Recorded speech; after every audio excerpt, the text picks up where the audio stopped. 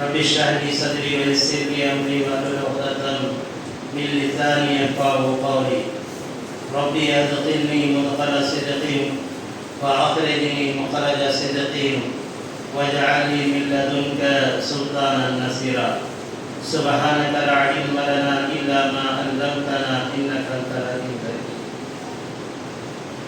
قال تعالى وقل جاء الحق وزهق الباطل إن الباطل كان زهوقا.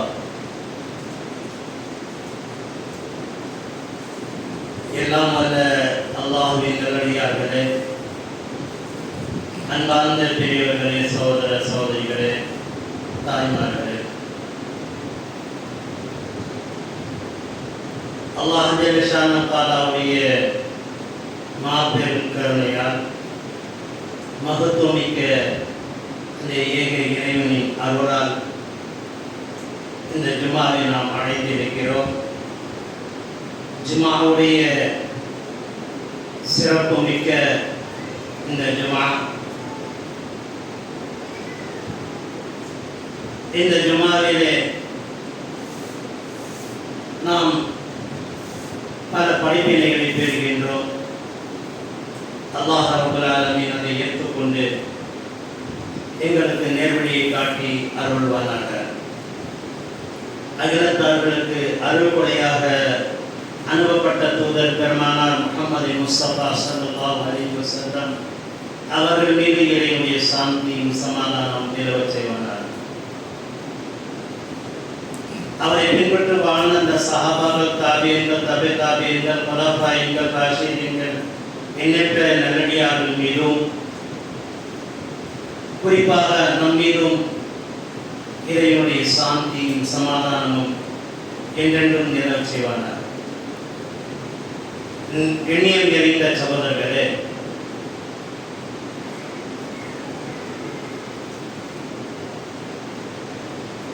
நம்முடைய வாழ்வு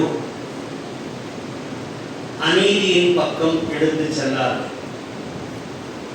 என்ற ஒரு தலைப்பின் கீழ் இன்று நாம் சில செய்திகளை அறிந்து கொள்வோம். அல்லாஹ் ரப்பல் ஆலமீன் குர்ஆனிலே குறிப்பிடுகின்றார், வலா துல்கு பிஐதீக்கும் இலா தஹ்லுகதி,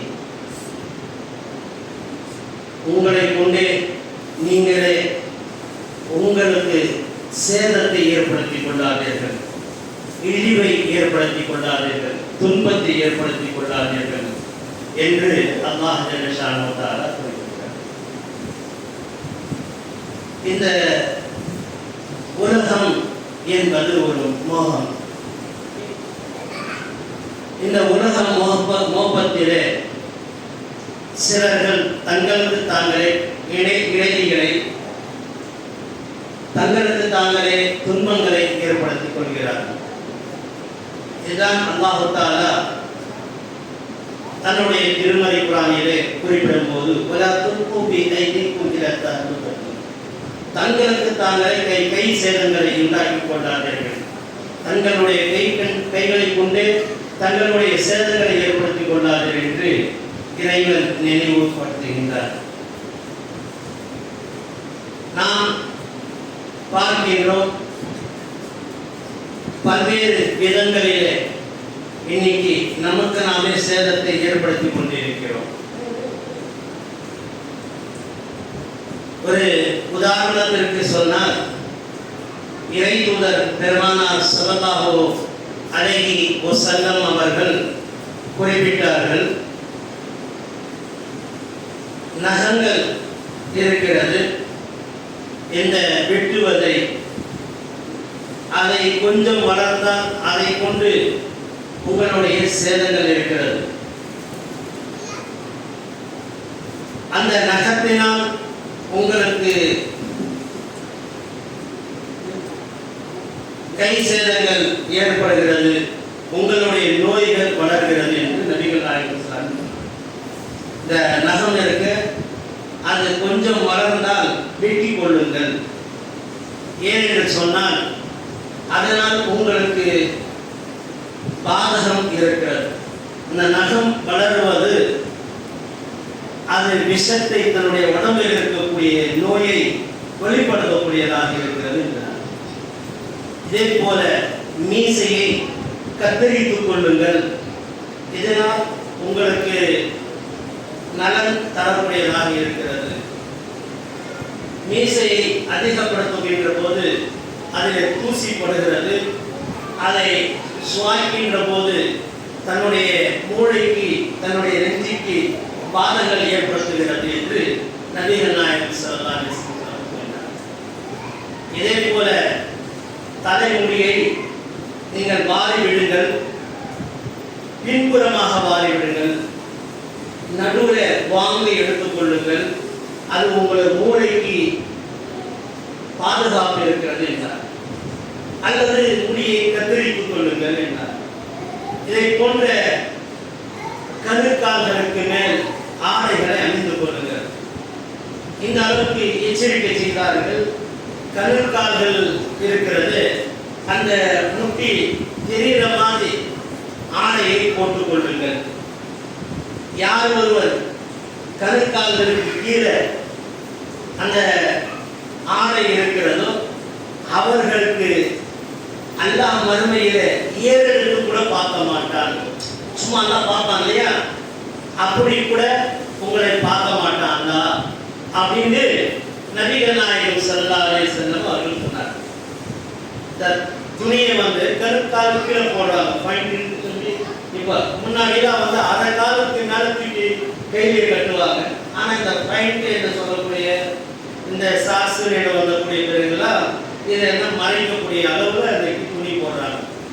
பெண்களுக்கு நல்ல கீழே நிலைக்கு செல்லட்டும், மண்ணில் படுற மாதிரி ஆடையை போட்டு கொள்ளட்டும் அப்படின்னு நபிகள் நாயகம் ஸல்லல்லாஹு அலைஹி வஸல்லம் சொன்னாங்க. ஏன் அப்படின்னு கேட்டால், அல்லாஹ்வுடைய தூதரிடத்தில் ஒரு சஹாபி கேட்கிறாரு, யார சொல்லுதா அங்கே கீழே துப்புவாங்க, மண் போய் அந்த ஆடை பட்டுச்சுன்னா தொழுகைக்கு பாதகம் இருக்கணும் அப்படின்னாக்க, இல்லை ஒரு இடத்துல மண்ணில் பட்டது இன்னொரு இடம் மண்ணில் படும்போது அது சுத்தமாகி விடுகிறது. மண் ஒரு சுத்தமானது. நாய் ஒரு பிளேட்ல வாய் வச்சிச்சு அப்படின்னு சொன்னா நீங்க 7 முறை கழுவுங்கள், 7வது முறை நீங்கள் என்ன செய்யுங்கள், மண்ணை போட்டு கழுவுங்கள். விஷத்தன்மையை எடுக்கக்கூடியது மண்ணாக இருக்கிறது. நிறைய பேர்கள் நீங்க பெரியவங்க வயசுல உயர்ந்தவங்க நீங்க பார்த்துருப்பீங்க, அடிப்பட்ட உடனே மண்ணை எடுத்து அதை சலிச்சு கீழே மாவு இருக்கிறத எடுத்து அந்த காயப்பட்ட இடத்துல பூசுவாங்க. ஏன்னு சொன்னா அந்த மண் ஒரு நிவாரணம் தரக்கூடியதாக இருக்கிறது. இதே போல நிறைய விஷயங்களை நாம உதாரணத்துக்கு எடுத்துக்கொண்டே போகலாம். அல்லாஹ்வுடைய தூதர் ஸல்லல்லாஹு அலைஹி வஸல்லம் ஒன்று செய்யுங்கன்னு சொன்னாலும் அல்லது கால் கழுவினாலும் நல்லா தேய்த்து கழுவுங்க. அடி அதாவது குதிக்கால்களை செய்யாத கிழவாத மனிதனுக்கு நரகம் தான் என்று சொன்னார். இப்போ நோய் இருக்கிறத இந்த நிறைய பேர் பார்க்குறோம், நோய் வருதுன்னு சொன்னால் எங்கேருந்து ஏற்படுகிறது, குதிக்காலில் இருந்து தான் அந்த நோய் உள்ளே செல்கிறது என்று விஞ்ஞானிகள் இன்னைக்கு ஆராய்ச்சி செஞ்சிருக்காங்க. இந்த குதிக்காலை நன்றாக தேய்த்து கழுவுங்கள். நல்ல தேய்க்கின்ற போது அதிலிருந்து ஒடிப்பு இருக்கிற அதன் மூலமாக தங்களுடைய நோய்களை பார்க்க செய்கிறது. அதே போல சில உறுப்புகள் இருக்கிறது, அந்த உறுப்பை தினமும் எப்போதும் எந்நேரமும் கழுவி கொண்டே இருங்கள் என்றார் நபிகள் நாயகம் ஸல்லல்லாஹு அலைஹி வஸல்லம். எந்தெந்த உறுப்பு அப்படின்னு சொன்னா, உள்ளே உங்களுக்கு உடலுக்கு செல்லக்கூடிய உறுப்புகள், சிறுநீர் கழிக்கக்கூடிய உறுப்பு ஒன்று, மலஜலம் கழிக்கக்கூடிய உறுப்பு.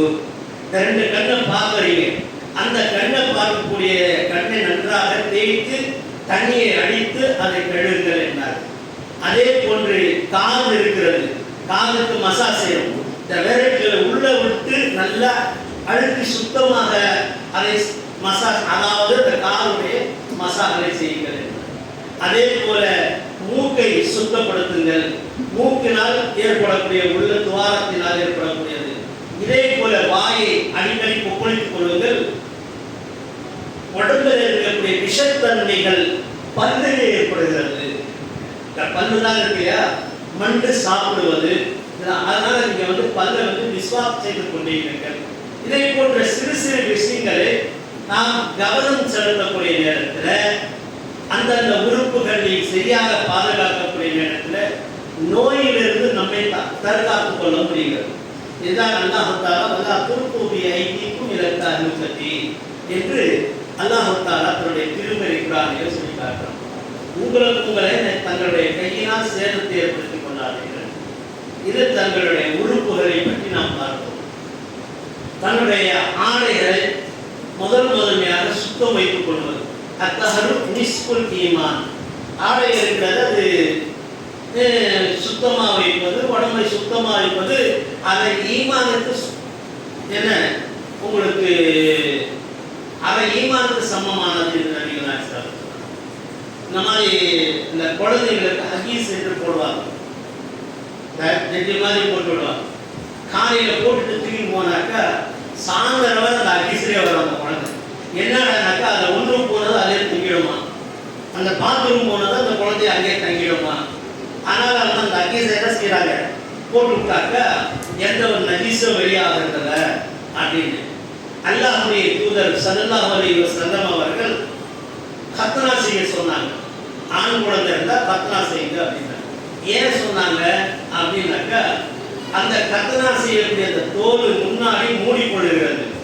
சிறுநீர் கழிக்கும் போது அந்த சிறுநீர் உள்ளே தங்கிடுது.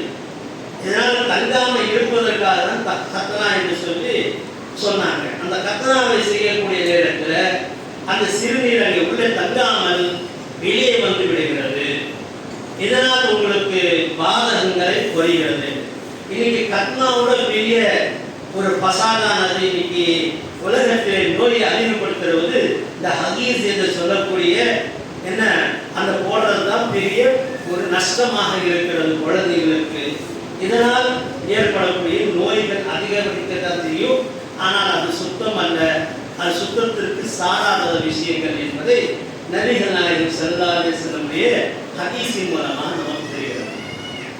இதே போல அல்லாஹ்வுடைய தூதர் ஸல்லல்லாஹு அலைஹி வஸல்லம் அவர்கள் துஆ செய்தார். துஆ செய்யறவங்க இந்த துஆவை நபிகள் நாயகம் ஸல்லல்லாஹு அலைஹி வஸல்லம் காலத்துக்கு முன்னாடி ரப்பனா ஆத்தினா ஃபித் துன்யா ஹஸனா என்று துஆ கேட்பார்கள். யா அல்லாஹ் எங்களுக்கு இந்த உலகத்துல நல்லா வை அப்படி துஆ கேட்பாங்க. வஃபில் ஆகிரத்தி ஹஸனா என்று கேட்க மாட்டார்கள். அந்த ஒரு காலம் அப்படி ஓடிக்கொண்டிருந்தது. இதற்கு நபிகள் நாயகம் ஸல்லல்லாஹு அலைஹி வஸல்லமுக்கு அல்லாஹ் தஆலா குர்ஆன்ல சொன்னா, உலகத்திலையும் அழகா வைங்க, மறுமையும் நல்லா இருக்கட்டும் அப்படின்னு பிரார்த்தனை செய்யுங்க. நீங்க பிரார்த்தனையில உங்களுடைய பிரார்த்தனை இப்படி இருக்கட்டும், இந்த உலகத்துல மட்டும் நல்லா இருக்கட்டும், மறுலோகம் நமக்கு நல்லா இல்லாம இருந்தாலும் பரவாயில்லன்ற மாதிரி நீங்க துஆ கேட்காதீங்க. இந்த உலகத்தினுடைய இன்பத்தை மட்டும் நீங்க அடையிற மாதிரி ஆசைப்படாதீங்க. இன்னைக்கு நகம் வளர்க்குறோம், நகம் வளர்க்குறது ஒரு அழகா இருக்கு பார்க்கறதுக்கு. அதுக்கு பெண்களுக்கு நெக்பாலிஷ் எல்லாம் போட்டு அழகா நீட்டா நகை வச்சிருப்பாங்க, பார்க்கறதுக்கு அழகுதான். ஆனா தன்னைத்தானே அது ஒரு சேதத்தை ஏற்படுத்தக்கூடியதாக இருக்கிறது. அடுத்த கட்டமாக நாம் பார்க்கக்கூடியது இந்த துஆவில சரி நிறைய பேர் துஆ கேட்பாங்க. எல்லாம் நீ என்ன இருந்தாலும் தண்டனை மறுமையில கொடுத்துடாத, இங்கே கொடுத்துரு அப்படின்னு சொல்லி துஆ கேட்பாங்க. இப்படி நீங்க கேட்காதீங்க, ரெண்டுத்தையும் சேர்த்து கேளுங்க. உலகத்தினுடைய இன்பமும் மறுலோகத்தினுடைய இன்பமும் எங்களுக்கு தந்தருள்வாயாக அப்படின்னு பிரார்த்தனை செய்யுங்க. இன்னொரு இடத்துல அல்லாஹ் சொல்லும் போது, ரப்பனா ஆத்தினா மா வஅதனா அலா ருசுலிக வலா துக்ஸினா யௌமல் கியாமah இன்னக லா துக்லிஃபுல் மியாத். யா அல்லாஹ், நீ எங்களுக்கு இந்த உலகத்துல தரேன்னு சொன்ன, ஆனா உலகத்துல தரலனாலும் கூட மறுமையில் எங்களுக்கு தந்தருள்வாயாக என்று பிரார்த்தனை செய்யுங்க அப்படின்னு சொல்லிட்டு நபிகள் நாயகம் அல்லாஹ் தஆலா குர்ஆன்ல சொல்றான். ஏன்னா உங்களுடைய ரசூலின் மூலமாக எங்களுக்கு சொல்லப்பட்ட உபதேசங்களின் அடிப்படையில் இந்த உலகத்தில் ஏதோ ஒரு சோதனைக்காக எங்களுக்கு நீ கொடுக்காமல் இருந்து அதை விட்டிருந்தாலும் கூட இதே எங்களுக்கு மறுமையில் எங்களுக்கு தந்தருள்வாயாக என்று அல்லாஹ்விடத்தில் நீங்கள் பிரார்த்தனை செய்யுங்க என்று அல்லாஹ் தஆலா தன்னுடைய திருமறை குர்ஆனில் சொல்லி காட்டுறார். அடுத்த கட்டமாக பாருங்கள், ஒரு நபி தோழர் ரொம்ப உடம்பு சரியில்லை, படுத்துக்கிட்டு இருக்கார். ரொம்ப அவருக்கு துன்பமா இருக்கு, கஷ்டமா இருக்கு, தாங்க முடியாத வேதனையில் இருக்கார்.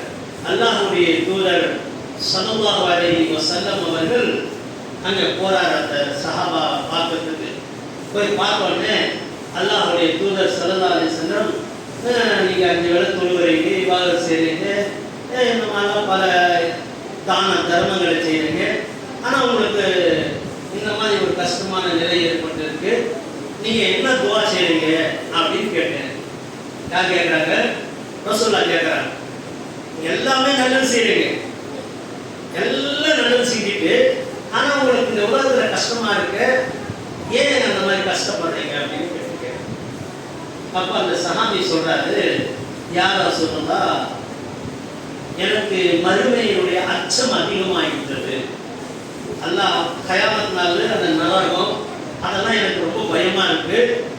அங்கே அல்லாஹ் தண்டனை கொடுத்தான்னு சொன்னா ரொம்ப கொடுத்துருவான். அதனால இந்த உலகத்தில் எனக்கு கொடுத்துரு, நான் மௌத்தாகும்போது சுத்தமா போய் சேர்ந்ததுன்னு அல்லாஹ்கிட்ட துவா கேட்கிறேன். அல்லாஹ்வுடைய தூதர் ஸல்லல்லாஹு அலைஹி வஸல்லம் சொன்னாங்க, அப்படி நீ துவா கேட்காதப்பா, அப்படி துவா கேட்காது. இந்த உலகத்திலும் நீ சிறந்ததாக இருக்கணும், மறுமையிலும் சிறந்ததா இருக்கும், அதற்காக சிறந்த ஒரு துவா நான் கேட்கிறேன் அப்படின்னு கேட்கிறேன். இதே யார் சொல்ல அந்த துவா சொல்லணும், ரப்பனா ஆத்தினா ஃபித் துன்யா ஹஸனா, இந்த உலகத்திலும் எனக்கு அழகிய முன்மாதிரியாக வைப்பாயாக, ஒஃபில் ஆகிரத்தி ஹஸனா, ஆகிரத்திலும் எனக்கு அழகிய முன்மாதிரியாக என்னை நீ வைப்பாயாக என்று பிரார்த்தனை செய்யுங்க அப்படின்னு துவா கேட்கிறார். துவா கேட்க சொல்றாங்க. அதுல இருந்து அவர் திருத்துறாரு, அவர் உடம்புல நல்லா ஆகிறது, அதற்கு பிறகு மரணம் அடைகிறார். இந்த மாதிரி அல்லாஹ்விடத்துல துவா கேட்பது, யாரெல்லாம் என்னுடைய பாவத்தை மன்னிச்சு விடு, நீ தண்டனை கூட கேட்காதீங்க, எது இருந்தாலும் உலகத்துல நான் செஞ்ச தப்ப நீ எல்லாம் மன்னிச்சிடு, நான் தொழுகிறியா மன்னிச்சிடு, நான் திருடுனா மன்னிச்சிடு, என்னப்பா நான் போய் பேசுறேன்னா என்னை மன்னிச்சிடு, நான் குற்றம் பண்ணி இருக்கேன்னா அந்த குற்றத்தை என்னை மன்னிச்சிடு, ஆனா மறுபடியும் என்னை தண்டிச்சு விடாது அப்படின்னு பிரார்த்தனை செய்யுங்க. எது இருந்தாலும் அப்படி பிரார்த்தனை செய்யுங்க. உங்களுடைய பிள்ளைகளை நீங்க திட்டினா என்ன செய்யுங்க, நீங்க திட்டினாலும் கூட நல்ல ஒரு அன்பான முறையில் அவங்களுக்கு அறிவுரை ஏற்ற மாதிரி திட்டுங்க, அவங்கள பரிந்துரை பேசுங்க அப்படின்னு நபிகள் நாயகம் ஸல்லல்லாஹு சொல்லி தராங்க. அப்போ எந்த அளவுக்கு என்று சொன்னால், உமர் பின் கத்தாப் ரலியல்லாஹு அன்ஹுக்கு பல பிள்ளைகள் இருந்தாங்க. ஒரு பிள்ளை மட்டும் அவரு கல்யாணம் பண்ணி வச்சார் சொல்லலாம். உமர் எல்லாமே பொண்ணை பார்த்து நிக்கா செஞ்சு வைக்கிறார்.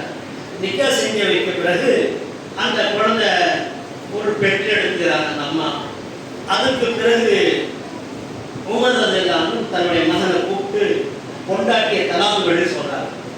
கொண்டாட்டியே தலாக் விட்டு அப்படின்னு சொல்றாரு. அப்போ மனசு கஷ்டமா, மன கஷ்டம் ஏற்படுது. நேரா இப்னு அப்பாஸ் ரலியல்லாஹு அன்ஹு இடத்துல போய் சொல்றாங்க, எங்க பாவா என்ன சொல்றாரு, என் மகனை தலாக் கொடுக்க சொல்றாரு, என் பொண்டாட்டியை தலாக் கொடுக்க சொல்றாரு. அப்போ அப்பாஸ் ரலியல்லாஹு சொல்றாங்க, உங்க யார் சொல்லுது கேட்டாங்க. எங்க பாவா சொல்றாங்க. ஏன் அப்படி? நான் எதுவுமே தெரியல, ஆனா நல்லா இருக்காரு, ரொம்ப சந்தோஷமா நாங்க இருக்கிறோம், குடும்பம் நல்லா நடந்துக்கிட்டு இருக்கிறோம், நல்லா அன்பா இருக்கிறோம், நல்லா பாசத்தோட இருக்கிறோம், எந்த ஒரு குறைபாடும் இல்லை அப்படின்னு. அப்போ அப்படி இருந்தும் கூட எங்க அப்பா என்ன சொல்றாரு, பொண்டாட்டி தலாக் கொடுக்க சொல்றாரு அப்படின்னு சொன்னேன். உடனே அப்பாஸ் எல்லாம் சொல்றாங்க, சுவர்க்கத்தினுடைய வாசல், அதாவது கதவு டோர் இருக்கு, அது உனக்காக சொந்தமாக்கி கொள்கிறாயா அல்லது அது மூடி இருக்கு நீ ஆசைப்படுகிறாயான்னு கேட்க. நான் எனக்கு சுவர்க்கம் வேணும், சுவர்க்கத்துல கதவுகள் திறந்திருக்கணும். சுவர்க்கத்திற்கு எத்தனை கதவுகள் என்று சொன்னா 8 கதவுகள் இருக்கு. எத்தனை கதவு இருக்குங்க? சுவர்க்கத்துக்கு 8 கதவுகள் இருக்கு. அந்த 8 கதவுகளை எனக்காக திறந்திருக்கணும் அப்படின்னு ஆசைப்படுறாங்க. அப்போ உங்க பாவா சொன்னதை நீ கேளு, உங்க பாவா சொன்னதை நீ கேளு அப்படின்றாங்க. தனக்குத்தானே கை செலுத்தி ஏற்படுத்தி கொண்டாங்க. என்னடா பாவா ரொம்பவும் வேதனை நான் படுற மாதிரி இருக்கு அப்படின்னாக்கா, இல்லை உங்க பாவா சொல்லிட்டாருன்னாக்கா அதை நீ கட்டுப்படு. உங்கள் பாவாவை தவிர வேறு எதை நீ வந்து சொல்கிறது கட்டுப்படாத. பொண்டாட்டி இது போச்சுன்னா வேற பொண்டாட்டி வாங்கிக்கலாம். ஆனால் சுவர்க்கத்தினுடைய கதவு மூடிவிட்டால் உன்னால் வந்து அதை திறக்க முடியாது. அப்போ தலா கொடுத்துருன்னு சொன்னால் கொடுத்துரு. பாபாவுடைய பேச்சு இந்த அளவுக்கு கேளு, தன்னுக்கு தானே கை சேர்த்து ஏற்படுத்திக். இந்த மாதிரி வந்து சில விஷயங்கள்ல நமக்கு நாமே கை சேர்ந்தங்களை ஏற்படுத்திக் கொள்கிறோம். திருமணம் ஆன பிறகு கைவிட்டு தாய் தந்தையர்களை கைவிட்டுறோம். இந்த மாதிரி செய்துவிடக்கூடாது. அதாவது ஒரு தமிழ்ல பழமொழி இருக்கு, மாதா பிதா குரு தெய்வம். 4 விஷயங்களை சொல்லுவாங்க. பள்ளிக்கூடத்தில் சொல்லிக் கொடுக்கும் போது மாதா பிதா குரு தெய்வம். ஆனால் நம்ம குருதுல நம்ம அரபில குரான்ல பார்க்கும்போது இந்த 4ஐயும் வந்து அப்படியே ஆப்போசிட்டா போட்டிருக்கு. மாதா என்பது தாயை சொல்வாங்க, பிதா என்று சொல்வது தந்தையை சொல்வாங்க, குரு என்பது அஜரத்துகளை சொல்வாங்க, தெய்வம் என்பது அல்லாஹ்வை சொல்வாங்க.